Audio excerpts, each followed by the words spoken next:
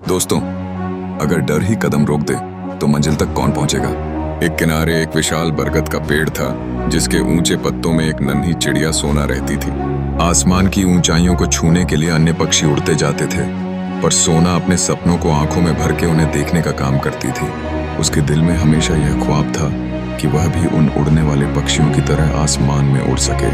हर बार जब उसने उड़ने की कोशिश की तो उसका दिल डर से कांप जाता और कुछ पल में वह नीचे गिर जाती।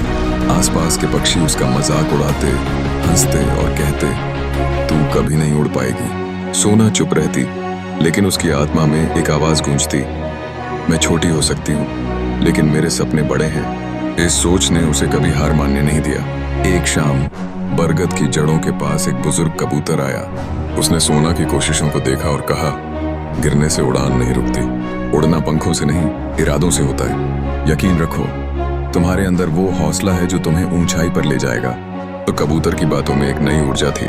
सोना ने ठान लिया कि वह फिर से कोशिश करेगी। सुबह की पहली किरण के साथ सोना ने अपने पंख फैलाए और कूदकर उड़ने का प्रयास किया। पहली बार उसने हवा में थोड़ी देर तक उड़ान भरी और हालांकि वह गिर गई, चेहरे पर मुस्कान थी। उसे यकीन हुआ कि वह अब उड़ रही है। दिन बीतते गए और एक दिन गांव में जब तूफान आया तब अन्य पक्षियों ने छिपने का फैसला किया, लेकिन सोना ने आसमान में उड़ान भरने का साहस किया।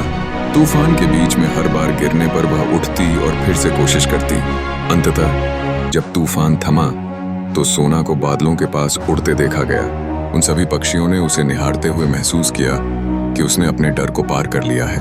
कबूतर ने सोना को देखा और मुस्कुराकर कहा, तूने अपने ऊपर भरोसा रखा और यही तुम्हारी सबसे बड़ी ताकत है। इस कहानी से हमें यह सीख मिलती है कि उड़ान पंखों से नहीं बल्कि हौसले से होती है। जब लोग ताने दें या मजाक उड़ाएं, तब भी अगर हम खुद पर विश्वास रखते हैं तो एक दिन ऊंचाई हमारे कदमों को छूमेगी। हम अपनी हिम्मत को मजबूत करके अपने सपनों की ओर बढ़ सकते हैं। अगर यह कहानी आपको प्रेरित करती है तो लाइक करें, शेयर करें और चैनल को सब्सक्राइब करना न भूलें। धन्यवाद।